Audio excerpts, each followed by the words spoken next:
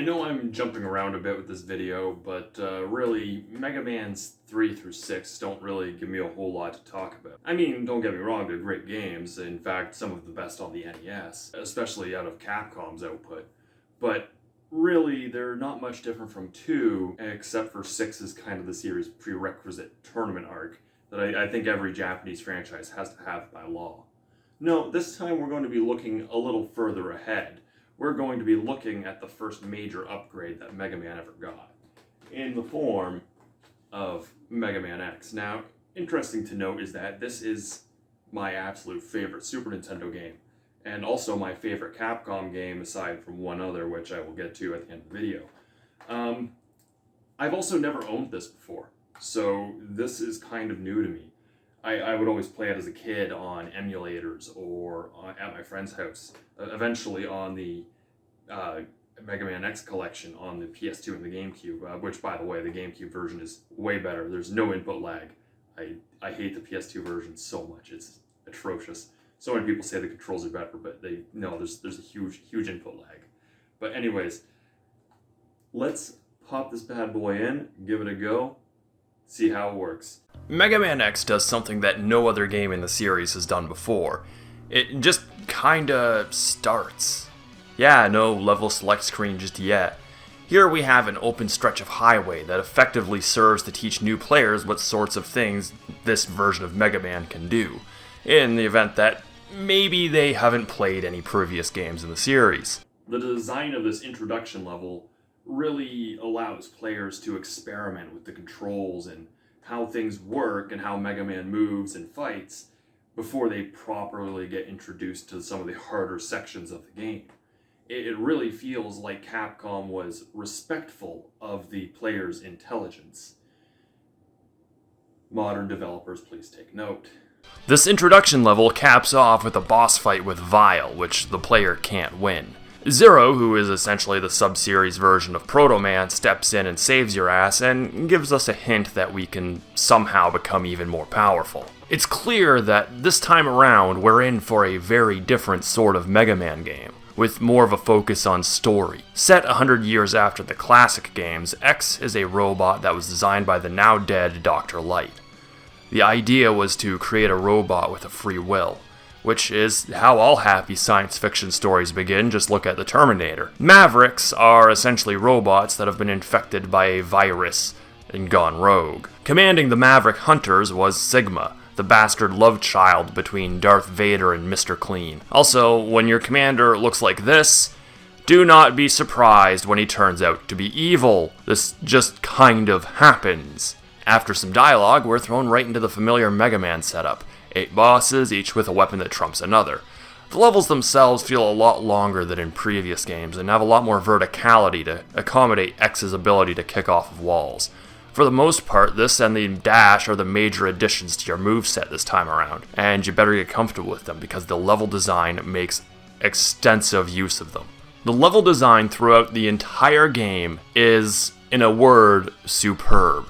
There was never a point where I thought it faltered or dipped, or where I thought, man, I really hate this level. That's kind of a testament to good game design. Capcom expertly designed new moves that felt natural and intuitive to perform and designed the levels to take advantage of them. That was the kind of problem I had with Mega Man's 1 and 2, where there were places it looked like you could slide through, but there wouldn't be a slide move for another 2 games. The level design here feels organic and fluid. Each level makes sense.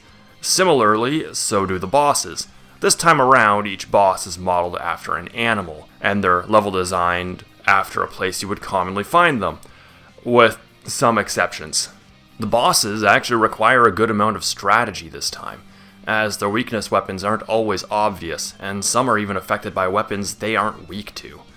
That's probably one of the things I like most about this game. In past games, if you knew a boss's weakness, you had no reason to use anything but that, or in Mega Man 2's case, anything but the Metal Blade.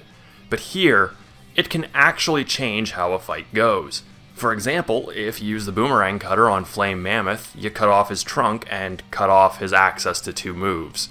This gives the player a reason to experiment and play around with all the different weapons. Back to the levels, it's clear that they really designed the stages to make the most of Mega Man's moves, but they didn't really design them to make use of the Super Nintendo's hardware. There are a couple points, particularly at the end of Armored Armadillo stage, where the game starts to get a little chuggy. It's actually worse than the water level as it happens during the action. It doesn't kill any enjoyment I had, but it's very clear that the game was a little big for its 16-bit britches. The game does fall into the same old Mega Man formula as after you beat the 8 bosses, you have to go through 4 more levels. The first of these is the most annoying, as you have moving platforms and these knuckle fucks to deal with. God, I hate these assholes. Just fucking die! Ninja kick the damn robot! Fuck!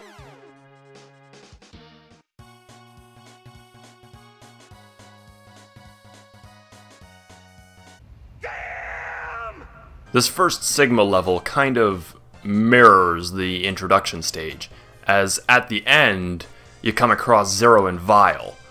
I like that you can hear the end of their fight, but when you head through the door to see the cool shit that you just heard, things really aren't going too well for our head and shoulders using compadre.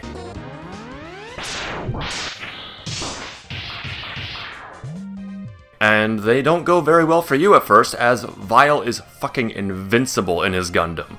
Luckily, Zero has a solution and channels his inner Chaozu and blows himself up to take Vile out. But Vile decides to channel his inner Nappa and not die. This boss fight is pretty fun, not too hard, but fun. I like it. It's satisfying because when you first fight Vile, you can't do jack shit against him. But here, it's your turn to bend him over a barrel and fuck him up the ass. And after the fight, Zero is not doing okay. Press F to show respects.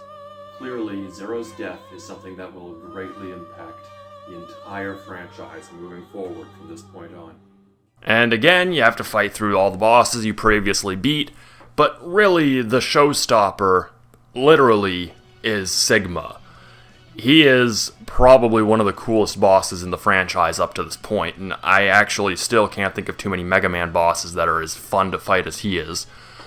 He's actually really hard if you don't know what to do, but use the electric weapon and you'll be at his second form in no time. Or use the Hadoken. Yeah, that's in this. It's cool. It's cool. I couldn't get it. I really did try. His second form is actually also pretty easy, but still fun to fight, which is something I'm not used to in Mega Man games. That's weird.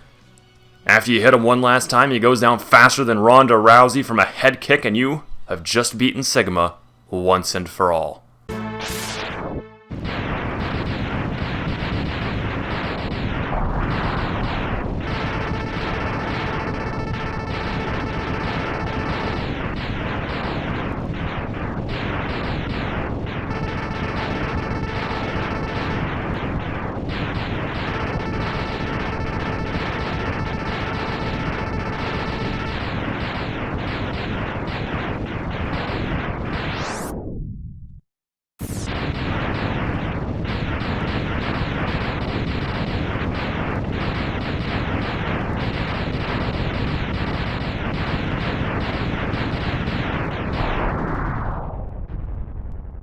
So, yeah, that's Mega Man X. It's still honestly one of my favorite games of all time. Playing it with a controller still feels weird to me. As a kid, I would always play it on emulators. So keyboards are a little more my speed, but this time around I decided to give it a go on a console for the first time in a long time. I think the last time I played through it was on the GameCube. Still great, honestly. Everything from the animations to the 16-bit guitars. I almost stuttered there.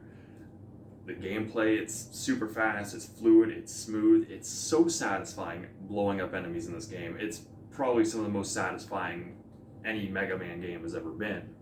And even if you take it outside of the context of the series, it's still super satisfying and fun and enjoyable. Not to mention, it led to the best episode of the 90s Mega Man cartoon, and that makes me so incredibly happy. Anything that gave more content to that show, It's okay in my book. It still led to Mega Man X7, and we don't talk about that.